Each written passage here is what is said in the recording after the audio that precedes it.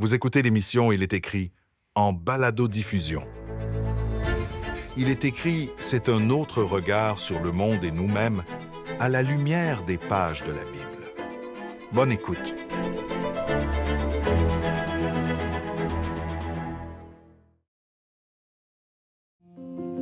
Avez-vous déjà ressenti le poids d'un échec, d'une erreur que vous aimeriez effacer?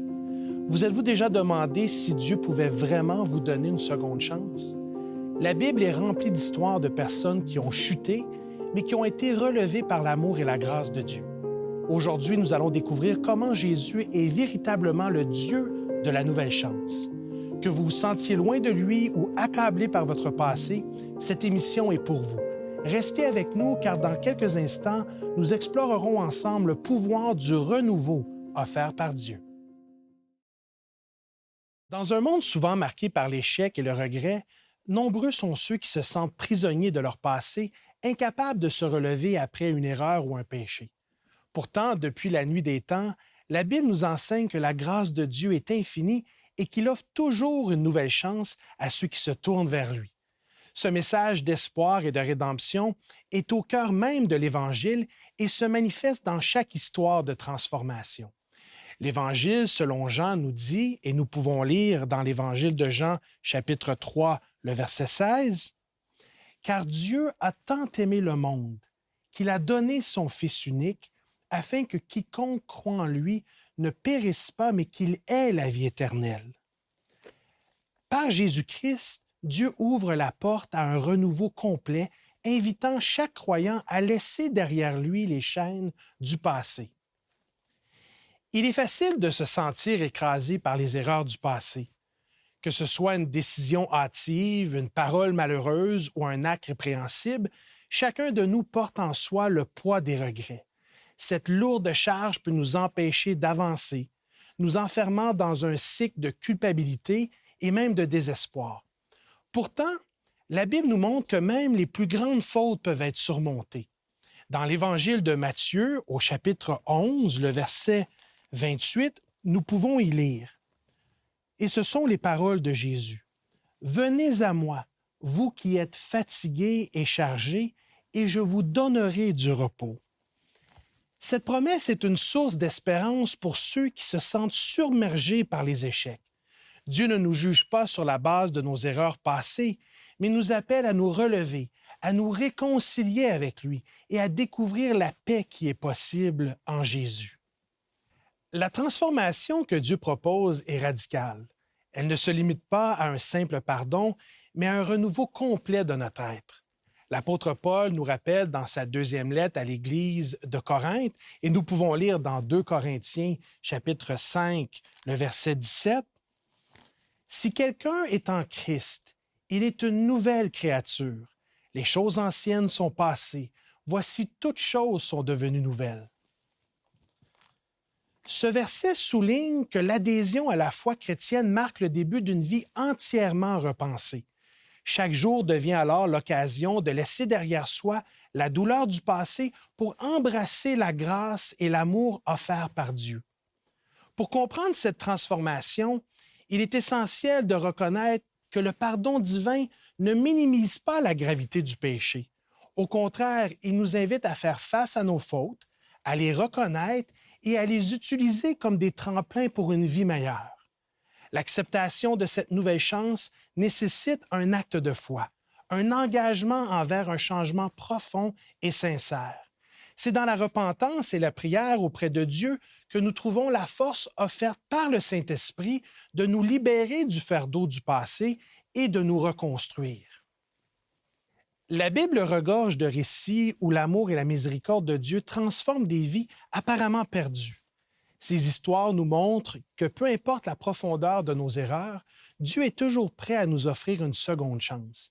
J'aimerais explorer avec vous aujourd'hui dans l'émission 4 exemples marquants. Pierre est l'un des personnages les plus emblématiques de la transformation divine. Connu pour son impulsivité et sa fidélité, il vécut néanmoins un moment de faiblesse déchirant lorsqu'il renia Jésus à 3 reprises lors de la nuit précédant la crucifixion. Ce reniement empreint de peur et de confusion aurait pu marquer la fin de son engagement. Cependant, après la résurrection, Jésus restaure Pierre de manière exceptionnelle. Nous pouvons lire dans l'Évangile de Jean, au chapitre 21, les versets 15 à 17, voici la question que Jésus lui pose.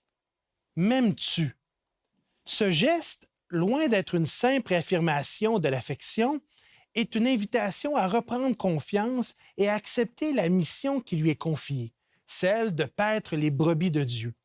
Le rétablissement de Pierre nous enseigne que le pardon divin est plus puissant que nos erreurs et qu'une nouvelle vie peut émerger même des moments les plus sombres. Dans l'Évangile selon Jean, nous découvrons le récit poignant d'une femme surprise en flagrant délit d'adultère. Selon la loi de Moïse, elle devait être lapidée et les pharisiens cherchaient à piéger Jésus pour pouvoir la condamner. Mais Jésus, en écrivant sur le sol, offre une pause à ceux qui la jugent et les incite à réfléchir sur leur propre culpabilité en leur disant que celui qui est sans péché jette la première pierre. Un à un, les accusateurs se retirent, laissant place à un moment de grâce unique. Jésus se tourne alors vers la femme et lui offre le pardon en lui déclarant « Je ne te condamne pas non plus. Va et ne pêche plus. » Ce récit démontre que la miséricorde de Dieu dépasse largement les lois humaines et offre à chacun la possibilité d'un nouveau départ, même après avoir commis des erreurs graves. J'aimerais également vous parler du personnage biblique de Jonas. Voyez-vous, Jonas est un exemple frappant de la réticence humaine à accepter la mission divine et de la persévérance de Dieu qui, malgré nos fuites, nous rattrape. Confronté à l'appel de Dieu pour prêcher à Ninive, Jonas choisit de fuir, espérant échapper à sa responsabilité. Son refus va éventuellement conduire à une série d'événements dramatiques, une tempête en mer et finalement son séjour dans le ventre d'un grand poisson. Dans ce lieu obscur, Jonas fait face à lui-même et s'adresse à Dieu avec une humilité retrouvée. Le verset tiré de Jonas, chapitre 2, verset 2, que nous pouvons lire, se lit comme suit. « Du sein du séjour des morts, j'ai crié et tu as entendu ma voix. » Ce verset symbolise le moment où Jonas accepte la miséricorde divine. Dieu lui offre une seconde chance en le libérant du poisson afin qu'il accomplisse sa mission. L'histoire de Jonas nous rappelle que même lorsque nous cherchons à échapper à la volonté divine, Dieu est toujours présent et prêt à nous guider et à nous offrir un nouveau départ si nous le souhaitons. J'aimerais aussi vous parler de l'apôtre Paul. Voyez-vous, l'histoire de Paul, anciennement connu sous le nom de Saul, est l'un des témoignages les plus puissants de la transformation par la grâce de Dieu. Avant sa conversion, Paul était un fervent persécuteur de l'Église, allant jusqu'à approuver la mise à mort de ceux qui suivaient Jésus. Son parcours change radicalement lorsqu'il rencontre le Christ sur le chemin de Damas. Dans le livre des Actes, au chapitre 9, le verset 4, la voix de Christ retentit auprès de Saul. Et nous pouvons lire dans ce verset, Actes chapitre 9, le verset 4, « Saul, Saul, pourquoi me persécutes-tu? » Cet appel bouleversant conduit Paul à une conversion immédiate. Une fois aveuglé par la lumière de Dieu, il est conduit à Damas où il recouvre peu à peu la vue et sa vie prend une nouvelle direction. Baptisé et transformé, Paul devient l'un des apôtres les plus influents, consacrant sa vie à prêcher l'Évangile. Son témoignage est un rappel puissant que nul n'est au-delà de la rédemption et que même ceux qui ont commis les pires erreurs peuvent devenir des instruments de la grâce divine. Paul nous enseigne que la transformation commence par une rencontre personnelle avec Jésus, suivie d'un engagement profond à changer et à servir Dieu. Au cœur de toutes ces histoires se trouve une vérité essentielle. La rencontre personnelle avec Dieu est la clé de la transformation. Ce n'est pas par nos propres moyens que nous pouvons être libérés du fardeau du passé, mais plutôt grâce à l'amour inconditionnel de Dieu. Lorsque nous ouvrons notre cœur à cette rencontre, nous découvrons un renouveau profond qui change notre vie entière. La rencontre avec Dieu se manifeste souvent par un moment de conversion intérieure, une prise de conscience de notre besoin d'aide et d'amour. Dans Colossiens chapitre 3, le verset 1, l'apôtre Paul nous exhorte à ceci. Et nous lisons. « Si vous êtes ressuscités avec Christ, cherchez les choses d'en haut où Christ est assis à la droite de Dieu. » Cette exhortation nous invite à élever notre esprit et à repenser notre existence en nous appuyant sur les valeurs du royaume de Dieu. La prière, la méditation des Écritures et l'appartenance à une communauté de foi sont autant de moyens par lesquels nous pouvons approfondir notre relation avec Dieu et expérimenter sa transformation. La transformation par Dieu n'est pas instantanée. Elle est souvent le résultat d'un cheminement qui est progressif. Chaque jour, en se rapprochant de lui, nous pouvons observer des changements dans notre manière de penser, de ressentir et d'agir. La grâce de Dieu agit en nous subtilement, modifiant peu à peu notre vision du monde et renforçant notre capacité à pardonner, à aimer et aussi à espérer. Ce processus de renouvellement nous rappelle que Dieu ne se lâche jamais de nous tendre la main, peu importe la durée de notre errance ou l'ampleur de nos fautes. Au-delà des récits bibliques, la notion de nouvelle chance se reflète dans notre vie de tous les jours.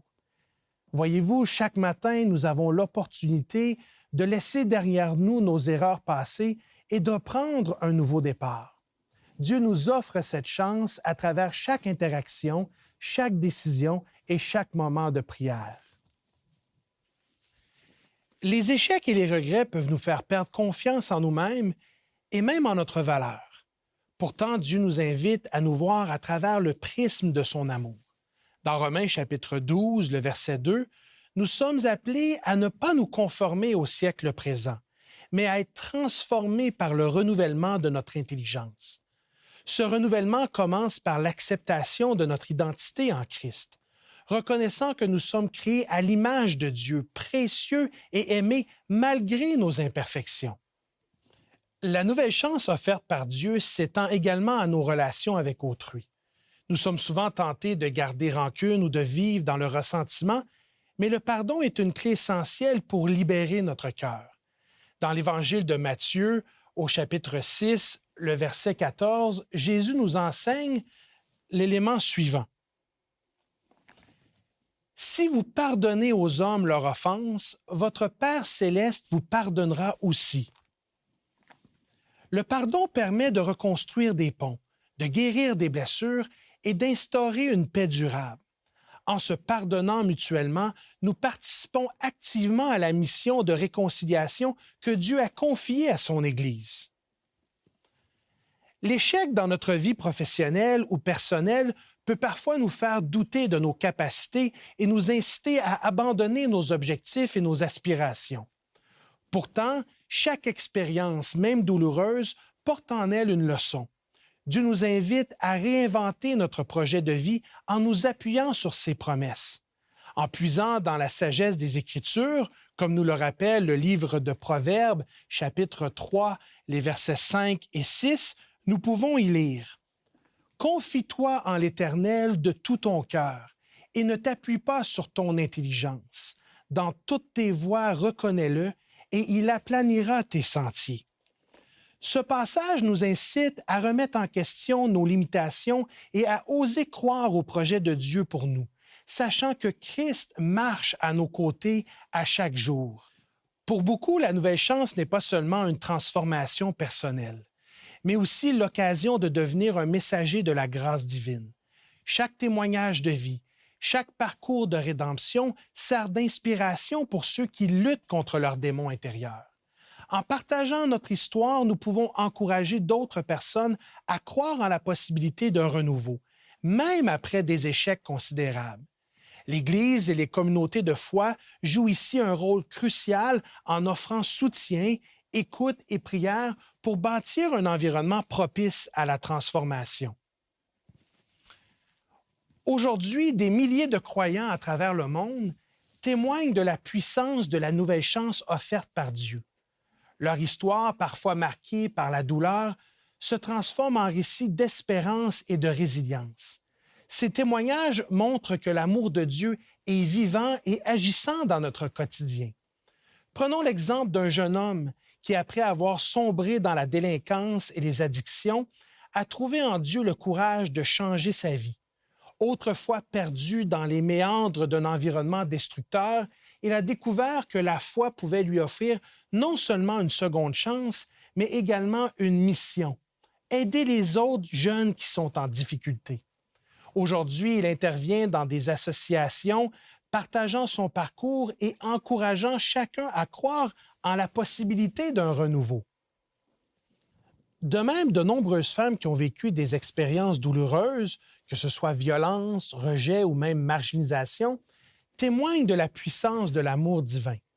En se rapprochant de Dieu, elles ont pu se reconstruire, retrouver confiance en elles et se lancer dans des projets de solidarité. Leur parcours montre que malgré les blessures du passé, il est possible de guérir et d'offrir son amour à autrui. Ces témoignages contemporains se rejoignent pour illustrer un message qui est fondamental. La transformation personnelle est une réalité accessible à tous. Lorsque nous ouvrons notre cœur à Dieu, nous découvrons que chaque échec est une opportunité de renaître et chaque moment de faiblesse peut se transformer en force. Leur histoire résonne avec les paroles de l'apôtre Paul que nous trouvons dans 2 Corinthiens chapitre 5, le verset 17, où Paul affirme: « Les choses anciennes sont passées. Voici toutes choses sont devenues nouvelles. » Il serait illusoire de penser que le chemin du renouveau est exempt de difficultés. Même après avoir reçu la grâce de Dieu, nous sommes confrontés aux défis quotidiens qui peuvent faire vaciller notre foi. Les tentations, les doutes et les épreuves viennent parfois rappeler que la transformation est un processus continu qui exige persévérance et même fidélité. Dans ces moments de faiblesse, la prière devient un refuge indispensable. En nous tournant vers Dieu, nous trouvons le réconfort et la force nécessaires pour surmonter les obstacles. La méditation des Écritures nous aide aussi à maintenir notre regard fixé sur les promesses divines. Comme le rappelle le livre des Psaumes, au chapitre 103, le verset 8, et nous pouvons lire: « L'Éternel est plein de bonté et de miséricorde, lent à la colère et riche en fidélité. » Ce verset nous rappelle que même dans nos moments de doute, Dieu reste constant et fidèle à notre égard. L'humilité est également une vertu essentielle dans le processus de transformation. Reconnaître nos faiblesses et accepter l'aide divine ne relève pas de la faiblesse, mais plutôt de la sagesse. C'est en admettant que nous avons besoin de Dieu que nous pouvons véritablement progresser sur le chemin du renouveau. La communauté de foi joue ici un rôle primordial en offrant soutien, prière et même encouragement. Ensemble, nous pouvons surmonter les épreuves et nous rappeler que la grâce de Dieu est suffisante pour nous porter à travers les différentes difficultés auxquelles nous sommes tous confrontés. La nouvelle chance que Dieu nous offre ne se vit pas en solitaire.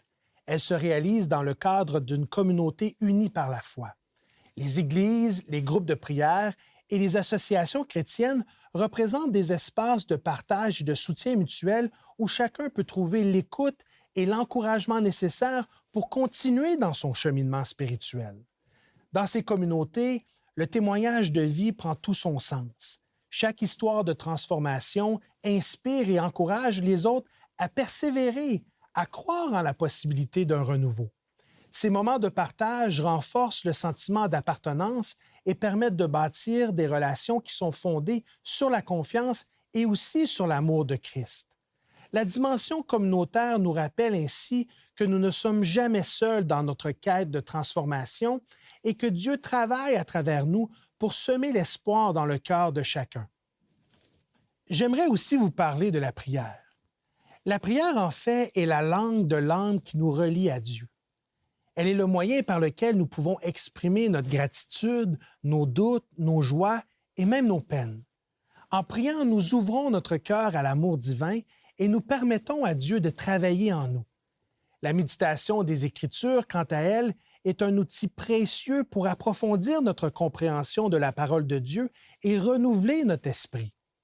Par exemple, en méditant sur Romains chapitre 12, le verset 2, nous nous rappelons que le renouvellement de notre intelligence nous aide à discerner la volonté de Dieu pour notre vie. Ce processus de réflexion nous permet d'aligner nos actions et nos valeurs sur le royaume de Dieu et trouver la force de transformer nos vies par la puissance du Saint-Esprit. La prière quotidienne associée à la méditation des Écritures nous offre une source inépuisable de réconfort et nous guide sur le chemin de la rédemption. Un aspect souvent sous-estimé du renouveau est l'acceptation de soi. Pour beaucoup, les erreurs du passé sont devenues une prison mentale, une source de honte qui entrave toute progression. Pourtant, pour avancer, il est essentiel de se pardonner soi-même. Voyez-vous, Dieu nous regarde avec des yeux d'amour et de compassion. Il ne nous voit pas à travers nos fautes, mais plutôt à travers notre potentiel de changement par le Saint-Esprit qui agit en nous. Se pardonner à soi-même, c'est accepter que nous sommes tous imparfaits et que nous avons tous besoin de la grâce de Dieu. En reconnaissant notre valeur à ses yeux, nous pouvons nous libérer de la culpabilité et accueillir le renouveau.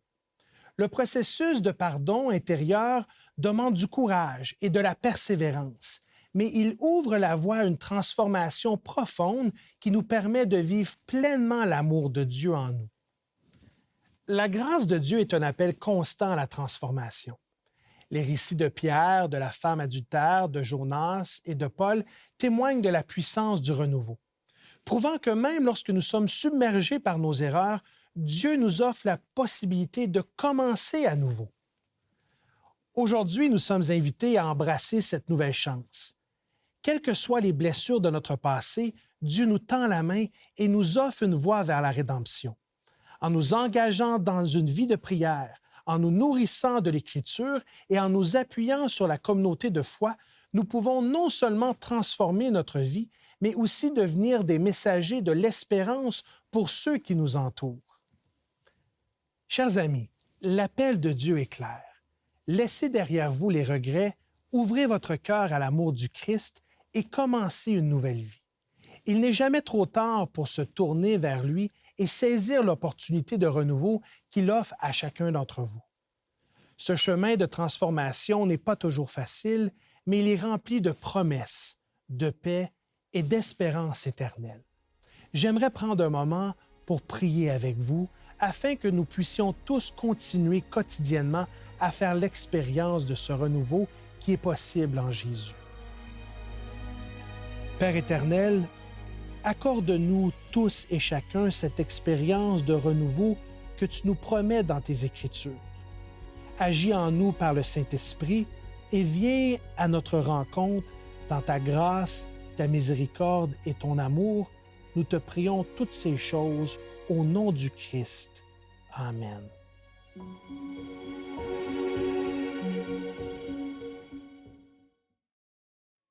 Nous sommes de retour et je suis en présence de Lydia avec qui nous allons discuter de l'offre du jour. Bonjour Lydia. Bonjour Patrick. Quel livre avons-nous à offrir à nos auditeurs aujourd'hui? Alors aujourd'hui, on a un livre qu'on a déjà offert et qui s'intitule « Prends courage », qui est écrit par Alejandro Bouillon. Pour ceux qui ont déjà commandé « Il y a des réponses », c'est le même auteur. Donc, oui, c'est un excellent auteur. Oui. Puis le format est un peu similaire. Bon, il y a des images, il y a des choses, mais ça se lit bien. Ça se lit, c'est très agréable. Et donc, je voulais juste te donner un petit peu les titres pour te donner une idée du contenu, si tu veux. Alors, tu vois le premier chapitre, Prends courage et fais le bon choix.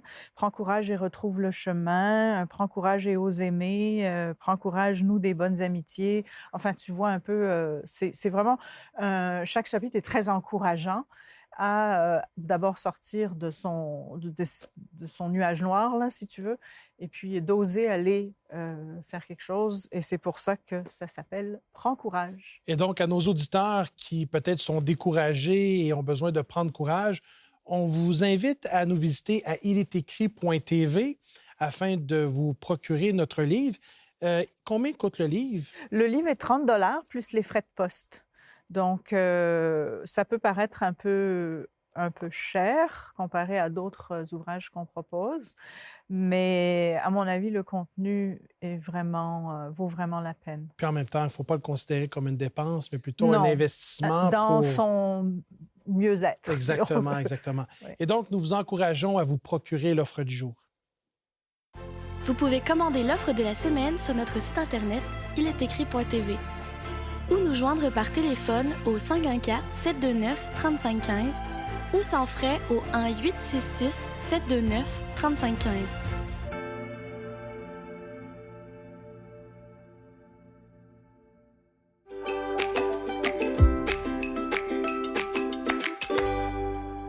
Avez-vous déjà expérimenté l'hydrothérapie? C'est une technique thérapeutique connue depuis environ 300 ans qui a beaucoup de bienfaits. Les spas nordiques offrent ce genre de soins, mais c'est sûr que des fois, on n'a pas le temps ni le budget pour se rendre dans ces endroits, même si c'est très agréable. Alors, je vais vous parler aujourd'hui comment le faire à la maison. Mais avant de vous dire comment faire, je vais vous dire absolument les bienfaits. Parce que, faut pas se le cacher, ça prend du courage, ça prend de la motivation pour faire de l'hydrothérapie. En fait, qu'est-ce que ça a comme bienfait? C'est vraiment, ça va vous procurer une détente. Ça va aider au sommeil. Ça va aider à l'anxiété.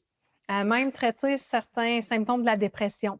Ça peut prévenir la dépression. Ça peut aider des problèmes de peau, de douleurs, de courbatures, de raideur musculaire, et ça peut être bénéfique aussi pour certains problèmes digestifs gastro-intestinaux. Donc, comment on fait à la maison pour faire de l'hydrothérapie? En fait, il s'agit d'un contraste entre l'eau chaude et l'eau froide.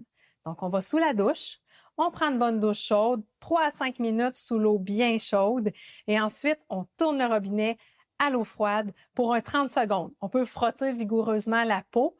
Ensuite, on revient à l'eau chaude pour un 3 à 5 minutes et on remet à l'eau froide pour un 30 secondes. L'important, c'est de toujours terminer par l'eau froide et pour avoir le plus de bénéfices, on fait de 2 à 3 reprises l'alternance de chaud à froid. J'ai une très grande mise en garde à vous faire par contre, si vous avez des problèmes cardiaques, des problèmes de pression artérielle, de neuropathie diabétique ou des problèmes de santé sérieux, c'est vraiment important d'en parler à votre professionnel de la santé avant parce que ça pourrait être contre-indiqué pour vous de faire de l'hydrothérapie. Donc, bon courage et à la douche!